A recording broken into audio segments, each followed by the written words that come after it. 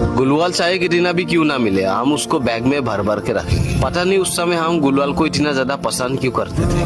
वो चाहे 20 गुलवाल हो, 25 हो, जितना भी गुलवाल क्यों ना मिले, हम उसको बैग में भर भर के रखते थे। और मेडिकेट की तो बात ही ना कर, मेडिकेट भी इतना ज्यादा रखते थे ना, जितना ज्यादा हमारे पास एमओ भी नहीं होता। हमारे पास फाइट लेने के लिए भी उतना एमओ नहीं होता। लेकिन गुलवाल भाई जितना भी मिलेगा उतना ही बैग में भर भर के रखे। और हमें उस समय गुलवाल बहुत ज्यादा पसंद आता था, पता नहीं ऐसा क्यों। हम बड़े प्यार से सजा कर रखते थे गुलवाल को, 20-25 गुलवाल। और जब भी फाइट होता है, गुलवाल खत्म हो जाता है, टीममेट मेरे से मांगने के लिए आता है, भाई गुलवाल दे, गुलवाल दे, गुलवाल दे। कभी कभी याद आता है वो भी एक अलग ही लेवल का दिन था। और अभी के टाइम में वो सिस्टम को पूरी तरीके से हटा दिया है। और अभी देखो अपने आप गुलवाल मिलता है, अब गुलवाल ढूंढने की भी जरूरत नहीं पड़ता है। और मैं हर एक गेम में 20-25 गुलवाल का तो जुगाड़ कर ही लेता हूँ।